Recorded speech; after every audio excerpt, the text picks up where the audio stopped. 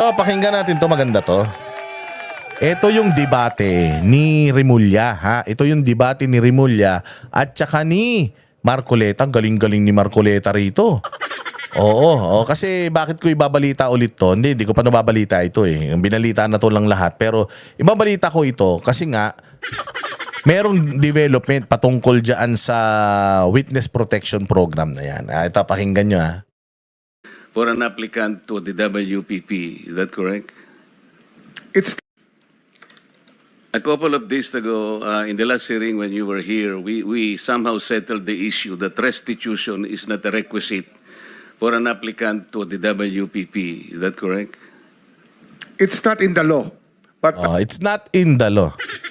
Restitution is not a part of the requirements para makapasok ka sa Witness Protection Program. Pero kasi ang istorya nga nito, itong si Boying, gusto niya magsoli muna kayo ng inyong mga ari-arian bago kayo makapasok sa Witness Protection Program. Ang sinasabi lang ni Marcoleta, wala naman yun. Bakit hindi natin sila tanggapin sa Witness Protection Program tapos i-distinguish natin from Witness Protection Program kung ano yung kanila kailangan tell all, di ba? O tell all, o masusumpa ka, o sige, gawa ka ng ng tawag diyan ng sulat. Yung affidavit, ano ba talaga yung mga nalalaman mo? And then babasahin mo yun. Tapos you will distinguish kung yung kanila bang testimonya malaki yung maitutulong para mapanagot yung mga tao na nasa likod nila. Let's say for example, sa isang krimen, kung lookout ka lang, hindi ikaw yung sumaksak, hindi ikaw yung pumatay, lookout ka lang, kumbaga ikaw ay least guilty, hindi ba? O pinagbantay ka lang, bantay ka dyan ha. O may gagawin lang kami sa loob. Hindi mo alam. Pero alam mo kung sino yung pumasok sa loob. Ituturo mo ngayon kung sino-sino yung kasama noong nagsabi sa'yo magbantay ka dyan sa labas na pumatay, rumape doon sa pinasok nila. Ikaw yung least guilty. Ang pinaka-guilty, yung mismong mga nang massacre doon sa loob ng pinagbantayan mo. Ayun. So ngayon, sa sa mga testimonya nila, i-distinguish ng mga opisyalis natin whether itong kanyang salaysay ay solid to. Solid to. Ayan, kompleto rin siya ng testimonya at saka ng ebidensya. Ang may kasalanan pala si ganito. Sila pala accessory lang. Least guilty sila. Di ba? Ngayon, i-determine mo whether sila ay magiging state witness o magiging anong klaseng witness yun. Basta meron pang isa, state witness at saka something witness. Yung state witness, magiging kang yung immune ka. Hindi ka kakasuhan. Patutunayan mo pa yun na pasok ka doon sa pagiging state witness o star witness. Pag i-determine pa yon. Pero ang usapan pa nga lang dito, nag-a-apply pa lang ako ng witness protection. Mapaprotectionan ako, magsasabi ako ng katotohanan. Yun pa lang ang tanong dito. Nilalagyan na kagad yan ng wait lang. Kasi nalaman niya kung sino yung isusumbong nung dalawa Ang isusumbong nung dalawa, si Zaldico at si Romualdez. Siyempre, pag Romualdez, papunta na kay Bongbong. Sabi ko nga sa inyo tao ng mga Marcos yang diskaya. At mga diskaya nakakuha ng mga proyekto karamihan sa Ilocos Norte. So, may chances na itong mga diskaya ituro din si Bongbong sa mga kabulastugan. Na feeling ko, yun ang piniprevent ng SOJ. Kaya sinasabi niya, teka, hindi pwede, magsoli ka mo. Nilalagyan niya ng kondisyon. Nag-a-apply pa lang yung tao para sa protection. Kumbaga nakikipag-deal yung tao, proteksyonan mo ko, baka mamatay ako. Binabato-bato na yung bahay ko, hinahunting na ako ng mga tao, may threat sa buhay namin, proteksyonan mo ko, and then ilalabas ko lahat ng nalalaman ko. Ganun ang usapan doon. Nandun pa lang sa akin ko kasi, hindi lang po batas na nag-dictate dito. It's also what is morally right, what is... Hindi pwedeng morally right. Sabi nga nila, ang batas, how hard it is, A law can be harsh, but it is the law. We should follow the law. Oo, because if you do not follow the law, you're breaking the law. And it is a crime.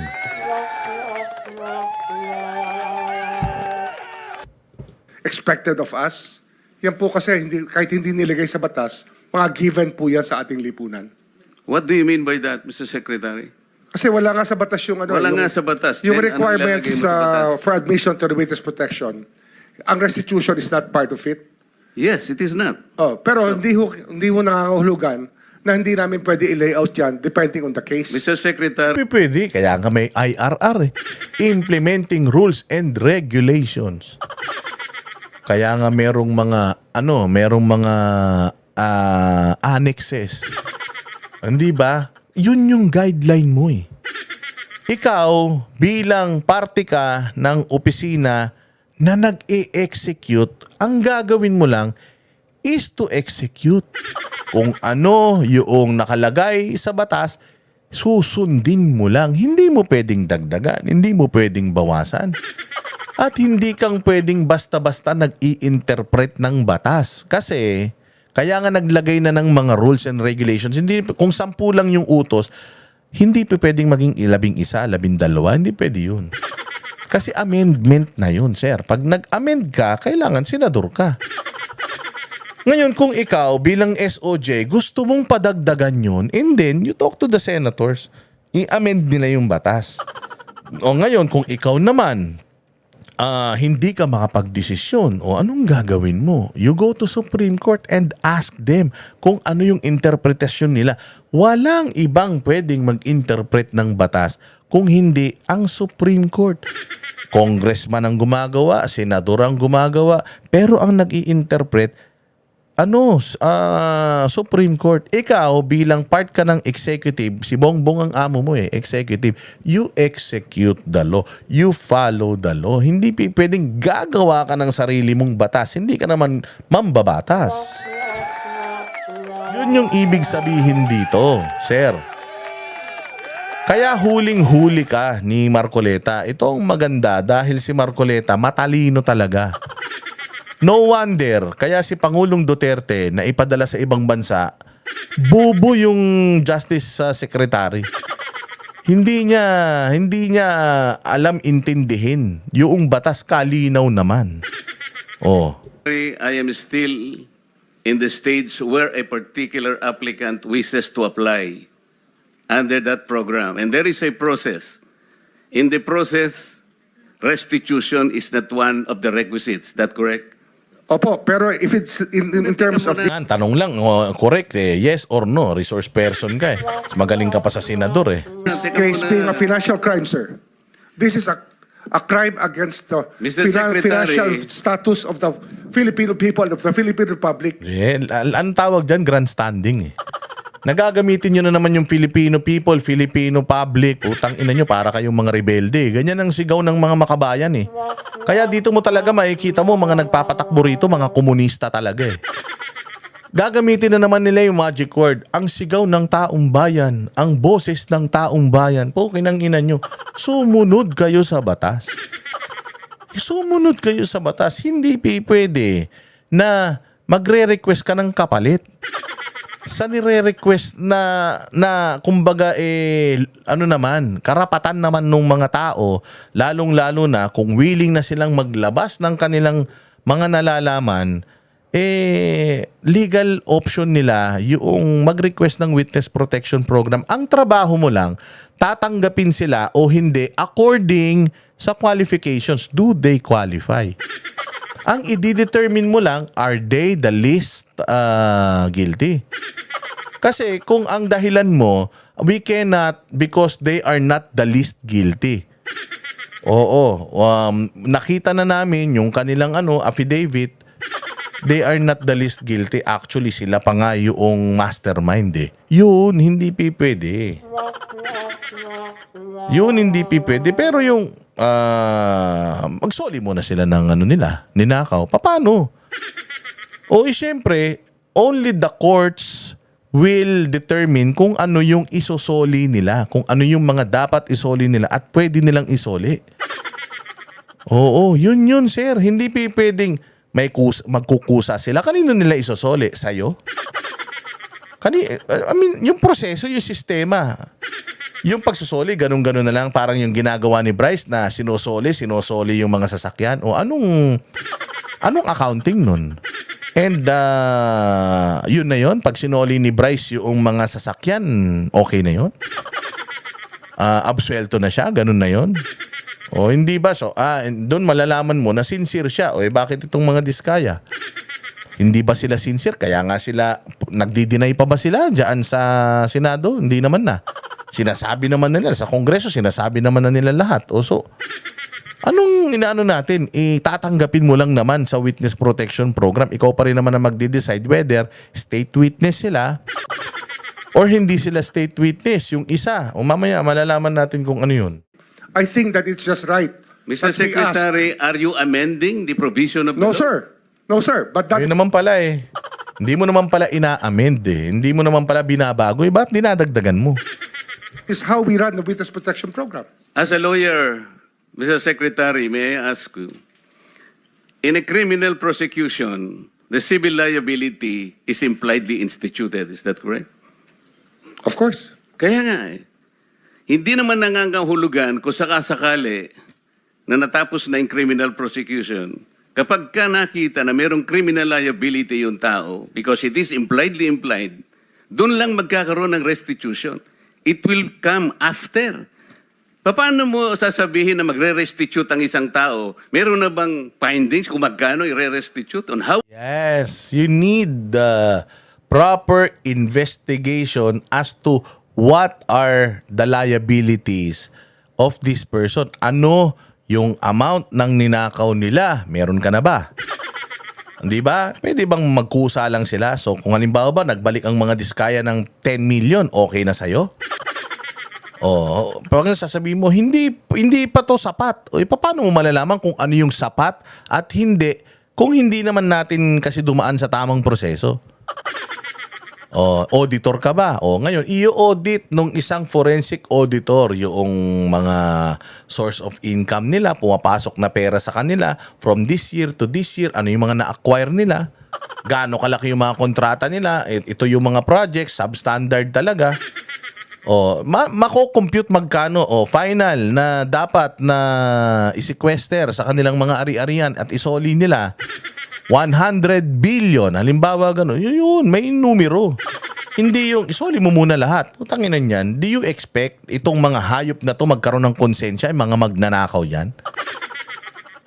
Ina-expect mo magkusang, sumuko yung mga mamamatay tao?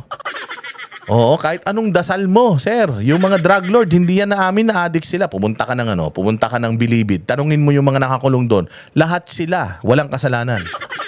Walang aamin na tao sa kasalanan. Putay na kahit guilty na yan sa korte. Hindi pa rin yan na amin. Yan ang hindi mo naiintindihan, boying. Pasoli ka ng pasoli. Pag nagsoli 5 milyon yan. Sinabi niya, ito lang ininakaw ko. Maniniwala ka? Syempre, anong basihan mo para malaman mo na hindi lang 5 milyon? Bobo kasi eh. It can be restituted. Nag-a-apply pa lang eh. Huwag po ninyong babaguhin ang requisite ng batas, Mr. Secretary. I thought nung dumating ka dito, nagkaintindihan na tayo eh. Kaya nabablar ang proceedings natin eh. Kaya nga kinote ni, siguro, ang chairman kanina gusto kong ituloy ito. Sinabi niya, nagpa-interview siya, na goodwill and sincerity should be done para itest. Ang inang mukha yan, oh. Di ba nakakahiya?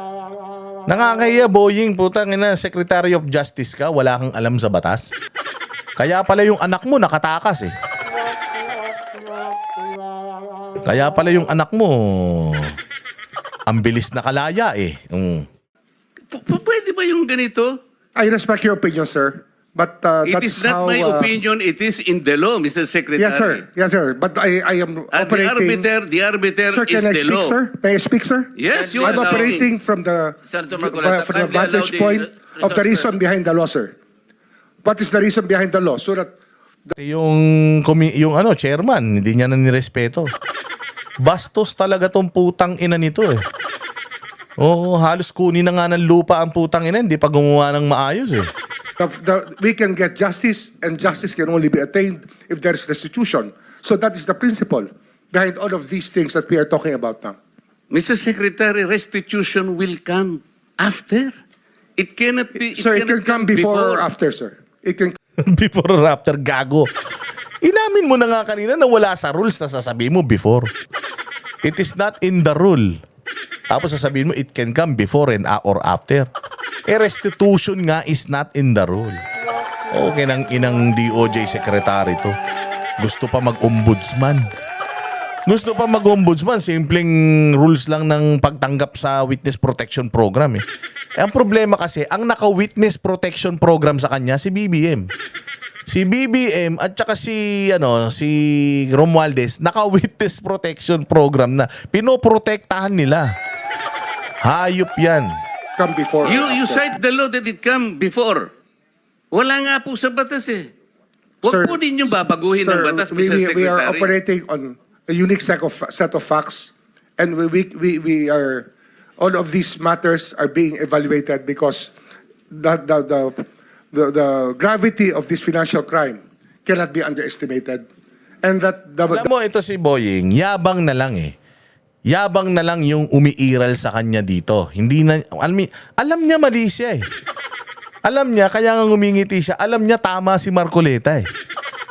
Oo, alam niya na pucha mali na yung pero dahil mayabang siya, dahil kupal siya, paninindigan niya kahit mali. Parang si Erwin Tulfo. Yung sinabi ni Erwin Tulfo na bend the rules, alam niyang mali eh. Nung interview niya kay Karen Davila, ang dami niya ng definition. I do not believe na yung definition niya eh naisip niya yun on that situation. Oh, ang dami niya ng mga mga definitions na kesyo halimbawa ikaw nagda-drive ka. Oh, na mabilis. Oh, tapos hinuli ka. Oh, bawal lang speeding pero manganganak na yung asawa mo pala, pinalulusot ka. Tangina, humanitarian yun. Hindi yun, yun talaga special circumstances. Pero ito, ibang usapan to eh. Witness protection program, magsasabi ako ng mayroong sistema, mayroong proseso. Kasi simple lang sa overspeeding, isa lang eh, bawal ang magmabilis. O pero ito, sets of rules. Wala doon eh. Ito pa si Erwin Tulfo, putang ina, isa ring mayabang din. Alam mo yung mga problema sa mga nasa gobyerno ngayon, ang yayabang, bobo naman. Oo, dadaanin ka sa mga pa-accent-accent, pero tanga naman. Diba? Sa actual, kabubuhan naman. Mali na, mali na, pinaninindigan pa eh. more assets that we're able to preserve at the outset, the better for our country, sir. Mr. Secretary, I'm very sorry for such a reasoning like that.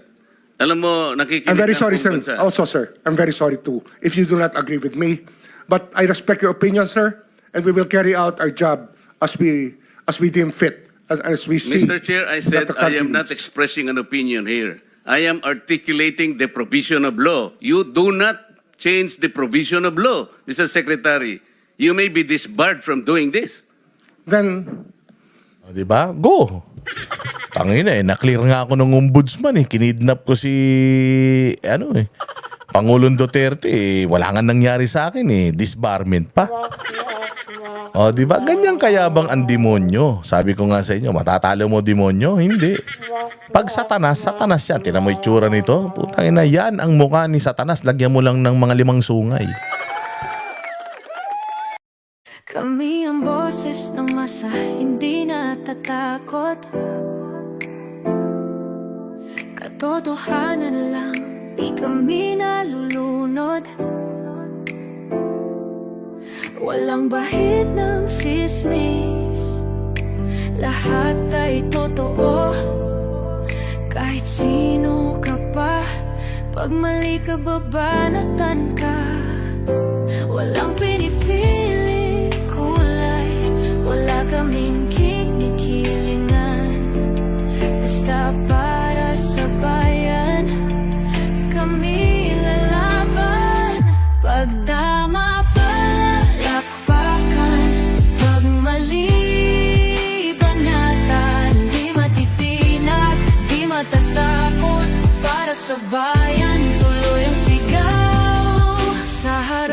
ng kamera, walang halong takot. Mga baluktot, lahat kayo'y tutumba. Ang hustisya at totoo, yun lang ang mahalaga. Kahit sinong harang, di kami matitinag. Walang pinipiling kulay, wala kaming kinikilingan. Basta para sa bayan, kami lalaban. Pag tama palakpakan, pag mali banatan. Di matitinag, di matatakot, para sa bayan tuloy ang sigaw. Kung nasa tama ka, ikaw ay aming kasama. Pero pag mali ka, handa ka na bang mabasag? Banateros kami, walang inuunan. Dahil bayan muna, bago ang sarili.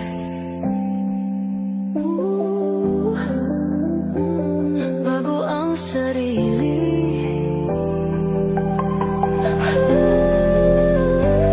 Pag tama palakpakan,